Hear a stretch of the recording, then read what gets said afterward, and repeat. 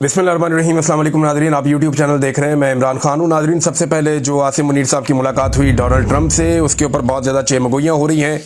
Indian media ने ये report किया और कुछ दीगर सोर्सेज भी ऐसा क्लेम कर रहे हैं, लेकिन इस खबर की अभी तक तस्दीक नहीं हो सकी कि अमेरिका पाकिस्तान से अड्डे चाहता है। देखें, ये अमेरिका की एक पुरानी ख्वाहिश है और वो ये चाहता है कि जब भी उसकी किसी के साथ लड़ाई हो तो सारे उसकी सपोर्ट के अंदर आ जाएं।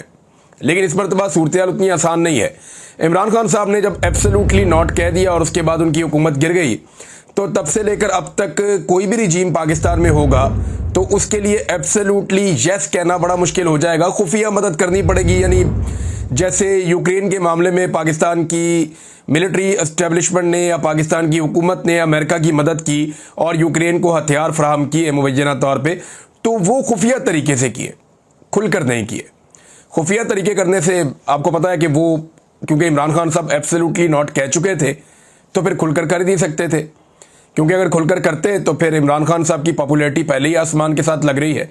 तो इमरान खान साहब बड़ी मुश्किलात पैदा कर गए हैं आने वाले हुक्मरानों के लिए। जितनी मजबूती से और जितनी बहादुरी से उन्होंने अपनी खारजा पॉलिसी को चलाया था। अब मामला ये है कि आसिम मुनीर साहब की और डोनाल्ड ट्रंप की जो मुलाकात है उसके बीच में क्या बातें हुई, ये हम क्लियरली तो नहीं जानते। सिर्फ उतना जानते हैं जितना डोनाल्ड ट्रंप ने बताया है। इंडियन मीडिया ने जो चीज़ें बताई, इंडिया के मीडिया के नाम भी ऐसे हैं बीच में कुछ मीडिया के अखबारात के, कि ऐसा लगता है जैसे यूरोपियन या अमेरिकन हैं। लेकिन उसके बाद जब मैंने तहकीक की तो पता चला ये तो सारे इंडियन मीडिया निकला है। तो इंडियन मीडिया ने तो ये कहा कि वो पाकिस्तान से अड्डे मांग रहे हैं, लेकिन मेरे ख्याल में ऐसा नहीं है। मेरे जो अपने सोर्स ने बताया था कि इंटेलिजेंस शेयरिंग एक ऐसी चीज़ हो सकती है जो अमेरिका से पाकिस्तान को बड़े पैमाने पर ईरान के हवाले से दरकार होगी। तो ये तो एक मेरा सोर्स है, उन्होंने मुझे बात बताई थी। लेकिन इससे ज़्यादा अभी कुछ आइडिया नहीं है।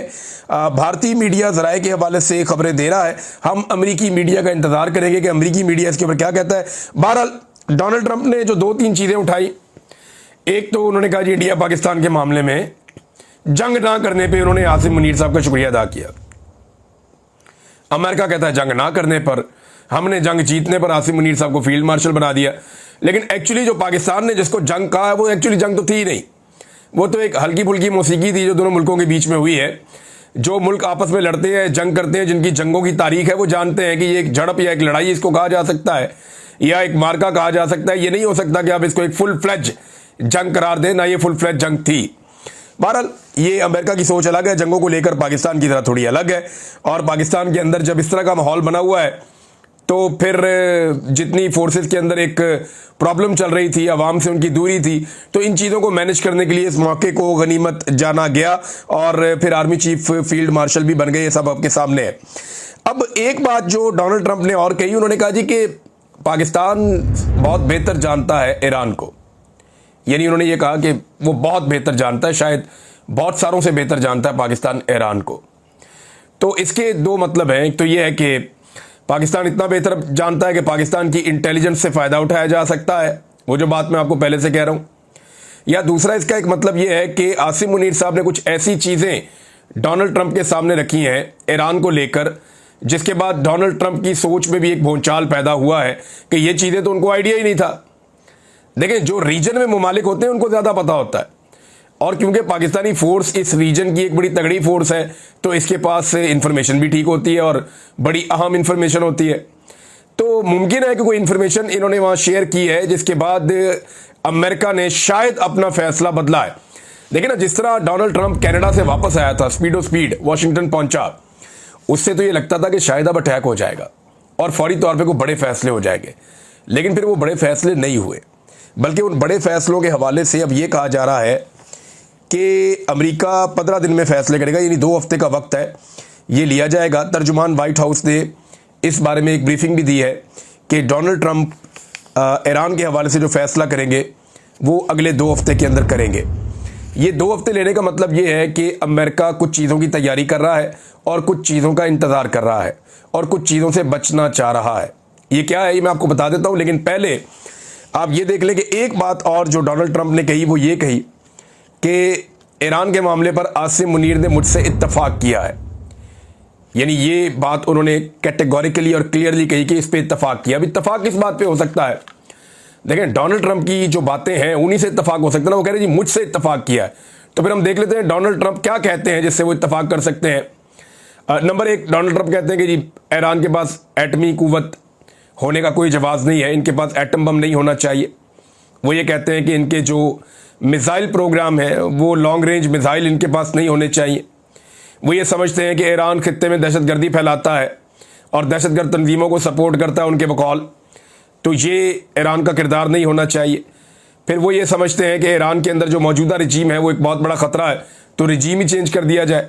ये सारी ऑप्शन है। या फिर ईरान को फौरी तौर पे एक ऐसे मुआहदे का हिस्सा बनना चाहिए जहां पे वो ये लिख कर दे दोबारा से, जैसा कि बराक ओबामा के दौर में लिख कर दिया था, उसी तरह ईरान ये लिख कर दे कि वो किसी भी किस्म का एटम बम नहीं बनाएगा। देखिए, अमेरिका 2 चीज़ें चाहता है। टोटल सरेंडर का मतलब यह है कि आप एटम बम भी नहीं बनाएंगे और आप लॉन्ग रेंज मिसाइल्स भी नहीं बनाएंगे। मिसाइल के मामले पे ईरान नहीं मानेगा और उनको मानना भी नहीं चाहिए। लेकिन अभी जिस तरह की सूरत हाल का उनको सामना करना पड़ा, अगर उनके पास मिसाइल ना होते तो ईरान घुटनों पर आ जाता। एयरफोर्स उनके पास है नहीं, दिफाई निज़ाम उनके पास उस तरह का है नहीं, जिस दुश्मन से उन्होंने लड़ना है वो 2000 किलोमीटर दूर से मार रहा है, तो कैसे मुमकिन था कि ईरान जवाब दे पाता। ईरान जवाब देने के काबिल तभी हुआ जब उसके पास था लॉन्ग रेंज मिसाइल सिस्टम, जिसको उसने गुज़िश्ता चंद दिनों में, जुम्मे के दिन से जब से ये अटैक हुआ है तब से लेकर अब तक ईरान ने जो अपना सिस्टम है उसको 14 मरतबा एक्टिवेट किया है। ये अब तक जो ईरान ने किया है 14 मरतबा इसको एक्टिवेट किया और 14वां राउंड उसने मुकम्मल किया है अपने मिसाइल हमलों का। यानी हर दिन ईरान 2 से 3 राउंड चलाता है मिसाइल हमलों के, और बड़े खौफनाक मिसाइल वो चला रहा है। और बहुत सारे मिसाइल ऐसे बताए जा रहे हैं और क्लेम किया जा रहा है ईरान की जानिब से कि उन्होंने वो मिसाइल अभी चलाए नहीं है। ईरान की मौजूदा क़यादत या आयतुल्लाह ख़ामेनी, उनकी जानिब से बार बार स्टेटमेंट आते हैं कि हम हथियार नहीं डालेंगे, हम सरेंडर नहीं करेंगे, हम इस लड़ाई को लड़ेंगे, अगर अमेरिका भी आ जाता है तो हम उसके साथ भी लड़ेंगे, जो भी आएगा उसको नताइज भुगतने पड़ेंगे। ये बड़े सवालात हैं। अब अमेरिका ने 2 हफ्ते का वक्त क्यों लिया, ये बड़ा अहम है। नंबर 1 तो ये है कि अमेरिका इस बात का इंतजार करेगा कि ईरान कोई डील करता है या नहीं करता। ईरान का टाइम भी तय पा गया, जिनेवा में मुज़ाकरात करने के लिए जा रहे हैं वो यूरोपीय ममालिक के साथ। बरतानिया, जर्मनी और फ्रांस ने उनको ऑफर किया था। फिर जर्मनी ने डोनाल्ड ट्रंप को खुद कहा, बरतानिया के वज़ीर आज़म ने, कि डोनाल्ड ट्रंप अपने दिमाग को ठंडा रखें और जज्बात में आकर कोई फैसला ना करें। यही बात जो है फ्रांस और जर्मनी भी समझा रहे हैं। तो ईरान के साथ भी वो बातचीत करना चाहते हैं, तो ईरान ने उनके साथ टाइम तय किया कि मैं आपके साथ बातचीत करता हूँ।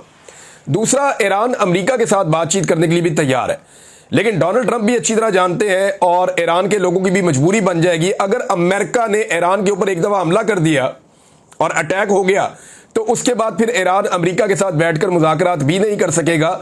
जो लोग ईरानी कौम को जानते हैं और उनको थोड़ा सा भी आइडिया है वो इस बात को समझ जाएंगे बड़े आराम से। तो अमेरिका एक तो इंतज़ार कर रहा है कि ईरान कोई डील कर ले और उसके नतीजे में डोनाल्ड ट्रंप इसका क्रेडिट ले लें कि जनाब मैं जंगों को रोकने वाला आदमी हूँ, मैं जंगें करवाने वाला बंदा नहीं हूँ, मेरी यही क्रेडिबिलिटी है। अमन का नोबेल प्राइज़ भी डोनाल्ड ट्रंप चाहते हैं उन्हें मिल जाए, तो वो इस जंग को भी रोकने की कोशिश करेंगे होने से पहले। और डोनाल्ड ट्रंप की कोशिश होगी कि ईरान के साथ किसी फाइनल डील में, किसी फाइनल नतीजे पे वो पहुंच जाएं और अमेरिकन फौज को इस लड़ाई में ना उतरना पड़े। दूसरा, अमेरिका ने अगर लड़ाई में उतरना है तो उसको टाइम तो चाहिए होगा ना, उसको अपने हथियार पहुंचाने हैं, अपनी स्ट्रेटजी बनानी है और बहुत सारी तैयारी करनी है, बहुत सारा सामान पहुंचाना है, बहुत सारा सामान हटाना है। तो बहुत कुछ अमेरिका को करना पड़ेगा अगर उन्होंने इस लड़ाई में फिजिकली उतरना है तो उससे पहले।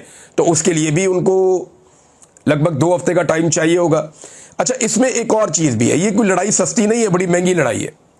इसराइल जो बम चाह रहा है ना कि अमेरिका वो बम मारे ईरान के ऊपर आकर, ये B-2 बम्बर से आके वहाँ पे बम्बारमेंट करे, ये कोई सस्ता काम नहीं है। ये तो $1.5 लाख फी घंटा इसका खर्चा है सिर्फ उड़ने का, जहाज़ का। और ये $2.2 अरब का, और बाद रिपोर्ट्स के मुताबिक ये $2.1 बिलियन का ये एक तैयारा है जब ये अटैक करने के लिए आता है। तो इतना बड़ा खर्चा क्या अमेरिका करेगा ईरान के ऊपर इस लड़ाई में, और क्या ये खर्चा करने के बाद उसके मकासद हासिल हो जाएंगे, बड़ा सवाल ये है। तो बात यह है कि अगर वहाँ तबाही हो भी जाती है या आयतुल्लाह ख़ामेनी को कत्ल कर भी दिया जाता है, तो फिर एक और आयतुल्लाह आ जाएगा, वो आकर सुप्रीम लीडर बन जाएगा। और हो सकता है कि वो मौजूदा सुप्रीम लीडर से ज़्यादा सख्त हो, या मौजूदा सुप्रीम लीडर ने जिस बंदे को चुना हुआ हो वो इनसे ज़्यादा सख्त हो। तो आप कोई अंदाजा नहीं लगा सकते, आप कुछ कह नहीं सकते कि आने वाले वक्त में फिर क्या होगा। तो अमेरिका इस लड़ाई से अवॉइड करने की कोशिश करेगा। एक चीज़ और भी है कि इन्हीं 15 दिनों में अमेरिका को यह टाइम भी मिल जाएगा कि ईरान के बहुत सारे मिसाइल जो है फायर हो जाए। यानी ईरान के पास जो मिसाइल हैं उनका तो दावा यह है कि हम 6 महीने चलाते रहे। कोई दावा एक ये भी आया था कि 2 साल चलाते रहे तो हमारे मिसाइल ख़त्म नहीं होते। पूरी की पूरी मिसाइल सिटी है, बहुत ज़्यादा मिसाइल्स हैं, लेकिन इतने मिसाइल जो है वो कॉमन सेंस मानती नहीं है कि इतने हज़ारों लाखों की तादाद में तो मिसाइल नहीं हो सकते ना, एक महदूद तादाद में ही हो सकते हैं जिन्हें एक मखसूस मुद्दत तक के लिए इस्तेमाल किया जा सकता है। तो अमेरिका यही चाहेगा कि मैक्सिमम जो ईरान के मिसाइल्स हैं वो भी चल जाएं, लेकिन इस बीच में जो इसराइल की मिसाइलों को रोकने की कैपेसिटी है वो भी बुरी तरह एक्सपोज हो जाएगी और उसकी सलाहियत भी तकरीबन ख़त्म हो जाएगी। अब अमेरिका ने 2 हफ्ते का टाइम लिया, इसका मतलब ये है कि यहाँ पे ईरान के पास भी वक्त है कि वो सोचे और फैसला करे और मुज़ाकरात करे और किसी डील पर, नतीजा के इस डील पर पहुँचे। लेकिन इसराइल के लिए बड़ा प्रॉब्लम हो जाएगा। उसके लिए प्रॉब्लम ये हो जाएगा कि ईरान अगर किसी डील पर पहुँच भी जाता है तो इसराइल जो मकसद हासिल करना चाहता था कि ईरान के अंदर रिजीम चेंज किया जाए, इस खतरे को हमेशा के लिए ख़त्म किया जाए और कोई भी कल के दिन फ़लस्तीनियों के लिए आवाज़ उठाने वाला ना बचे। देखिए प्रैक्टिकली लोग सब ये मानते हैं कि ईरान जो है वो प्रैक्टिकली ज़्यादा मदद करता है फ़लस्तीनियों की एज़ कम्पेयर टू बाकी मुसलमान मुल्कों के। तो इस वजह से इसराइल को ईरान के ऊपर जो है वो गुस्सा भी थोड़ा ज़्यादा रहता है और वो ये कहता है कि इसको दीवार के साथ लगाओ। तो अगर ईरान पूरी तरह दीवार के साथ नहीं लगता और एक मुआहदा कर लेता है जैसा मुआहदा उसने 2015 में भी किया था, तो उससे तो ईरान ने एक चीज़ अचीव कर ली। देखें, बंदे तो ईरान के ज़्यादा मारे गए, फौजी भी अफसर ज़्यादा शहीद हो गए, दूसरा उनके साइंटिस्ट भी शहीद हो गए, ईरान कुछ चीज़ों में पीछे चला गया, उनकी एटॉमिक साइट्स को भी नुकसान हो गया, माली नुकसान भी उनका काफ़ी हुआ और उनका जानी नुकसान भी ज़्यादा हुआ। लेकिन दूसरी तरफ इसराइल एक छोटा सा मुल्क है, पहली मरतबा उसके अंदर इतने खौफनाक हमले हुए हैं कि अब सबको इस बात का अंदाज़ा हो गया कि जब चाहे इसराइल के ऊपर हमला किया जा सकता है। यानी ये जो एक कॉन्सेप्ट बना हुआ था कि इसराइल नाकाबिल तस्खीर है, उसे कभी कोई तस्खीर नहीं कर सकेगा, इसको धचका लगा है। तो इसराइल इसमें एक लूज़र बन जाएगा अगर अमेरिका इस लड़ाई में नहीं आता और ईरान समझदारी के साथ एक डील करके इसमें से निकल जाता है। तो फिर लोग मुद्दतों याद रखेंगे कि ईरान ने इसराइल के ऊपर जवाबी हमला किया था और उसके बाद एक डील हो गई थी। डोनाल्ड ट्रंप इसमें विन विन सिचुएशन में चला जाएगा। हाँ, इसमें अगर कोई लूज़र होगा तो इसराइल के लिए प्रॉब्लम हो जाएगी, क्योंकि इसराइल को यही चाहिए कि अमेरिका उसके साथ मिलकर इस वक्त फौरी तौर पे ईरान के ऊपर एक बड़ा हमला कर दे। इसमें अब एक और बड़ी डेवलपमेंट हुई है। देखिए अमेरिका ये इस वक्त क्यों नहीं कर सकता, इसको जरा आप समझें। अमेरिका के इस रीजन में या मशरिक़ वुस्ता में, ये मिडिल ईस्ट के इलाके में लगभग 20 के करीब अड्डे हैं, ये फौजी अड्डे हैं। इनमें से 8 अड्डे इनके मुस्तकिल हैं, जैसे कि बहरीन हो गया, कतर हो गया, UAE हो गया, सऊदी अरब हो गया, उर्दन हो गया, ये इराक में भी है। तो ये कोई 8 के करीब इनके मुस्तकिल अड्डे हैं और बाकी 20 के करीब अमेरिका की यहाँ पे ऐसी बेसिस हैं जहाँ पे उनके फौजी मौजूद हैं। फौजियों की तादाद जो है वो लगभग 40 से 50 हज़ार बताई जाती है, कंफर्मेशन नहीं आती, लेकिन 40 से 50 हज़ार फौजियों की तादाद बताई जाती है जो अमेरिकन फौजी इस रीजन में मौजूद है, मिडल ईस्ट में। और बड़े हथियार भी हैं उनके यहाँ पे, क्योंकि देखें यूरोप में या किसी और जगह पे उतने हथियार रखने की उन्हें ज़रूरत नहीं है, वो लड़ाइयाँ इसी खित्ते में लड़ते हैं और यहीं से उनको आगे कुमक भेजनी होती है।